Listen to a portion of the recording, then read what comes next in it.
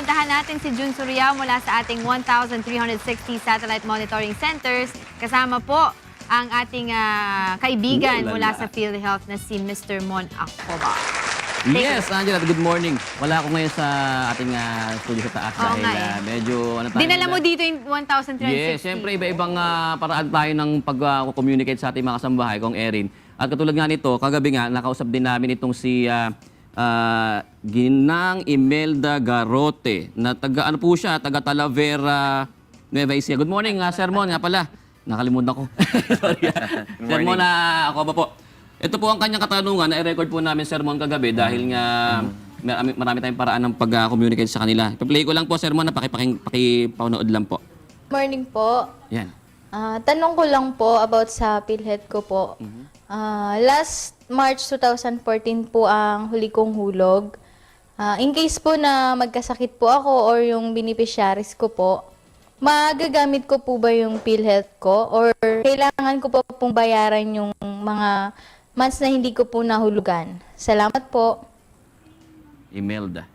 Yes, no? So, alamang nasa ilalim siya ng informal economy or yung self-employed program natin, ano? So, yung unang tanong niya, hindi niya magagamit ng PhilHealth niya. Halimbawa, siya ay na-hospital ngayong buwan na to kasi kailangan meron kang 3 monthly contributions prior to the month of confinement. So, kung paano niya uli ma-reactivate yung kanyang membership, dapat magbayad siya for this quarter alone, itong fourth quarter. So, magbabayad siya sa buwan ng October, November, and December.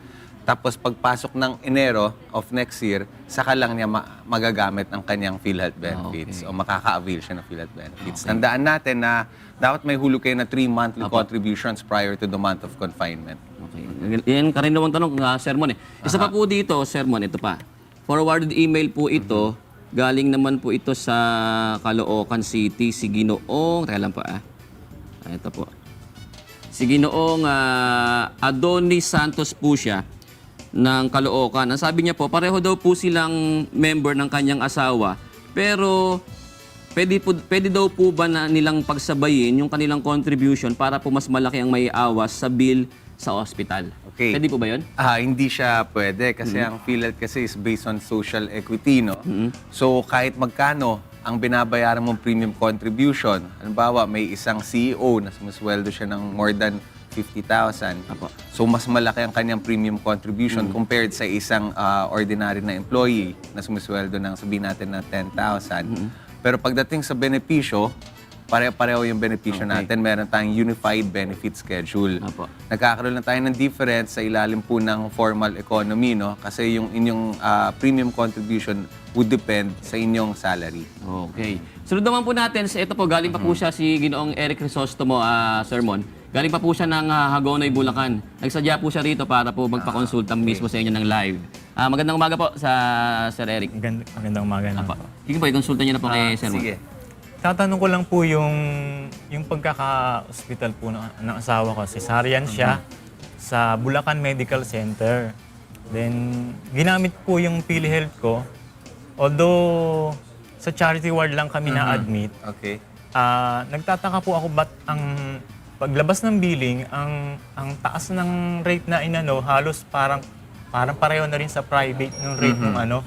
So, yung mga nabili ko pong almost more than 8,000 na gamot sa labas, hindi ko na problema kung paano yung mai-refund kasi ang lobas na billing ko is almost 18,500. Wala na halos natira sa ano, sa PhilHealth na ano, benefits. Paano po ang magiging ano ko po nun para mahabol ko yung mga naggastos ko sa labas ng So, hospital? anong kaso or anong klaseng sakit? Cesarean po. Cesarean. So, sa Cesarean. panganganak. Opo. So, pag panganganak, nasa under our case rate, covered na up to 19,000 pesos. Oo. 19,000. Tapos yung 40% of the 19,000, which is 7,600, ay pupunta sa doktor.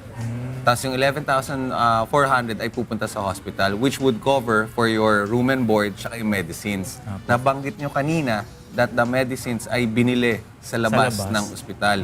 Doon tayo nagka-problema. Kasi hindi na po reimbursable yung mga medicines na binili sa labas ng hospital. Ang reimbursable po natin, yung mga nasa loob na, o nabili sa within the hospital. So ganito po ang gagawin natin. alamin po natin dapat nakatanggap niyo yung benefit payment notice, ano? Apo. Sa benefit payment notice, doon po nakalagay yung computation of your PhilHealth benefits. At malinaw na kasulat doon kung magkano ang paid to the hospital, paid to the member, and paid to the professional fee. So kailangan natin ma-secure mo na yung benefit payment notice, ay check natin, galing po yun sa PhilHealth, para titignan natin kung tama talaga yung sharing ng PhilHealth benefits na binigay sa hospital, sa member, and sa doctor. So, yung BPN na tinatawag natin na yun, ibibigay namin sa inyo yun.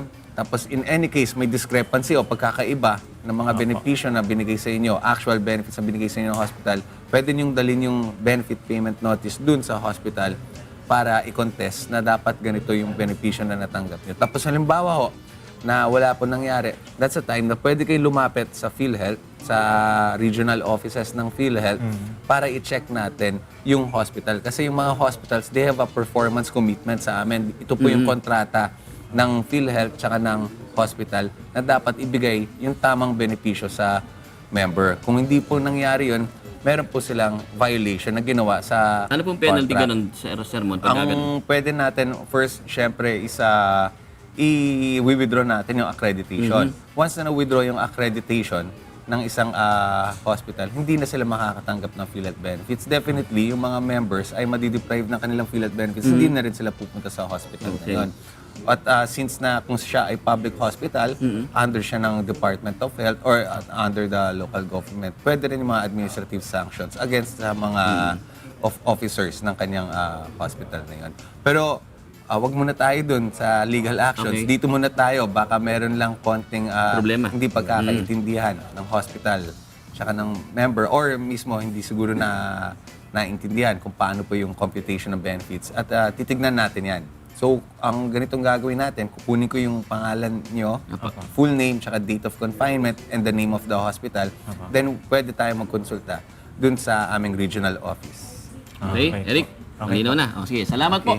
Yan po si Sir Mon Acoba, ang head po ng Public Relations ng PhilHealth NCR. Thank you, Sir Mon. At announcement pa po. Yes, gusto ko lang i-promote yung aming PhilHealth Fun Run na gaganapin sa February 15, 2015. At meron tayong 5 categories. Meron tayong Fun Run for the kids, meron tayong 3K, 5K, and 10K run. So this is on February 15, 2015, nagaganapin sa Quezon Memorial Circle.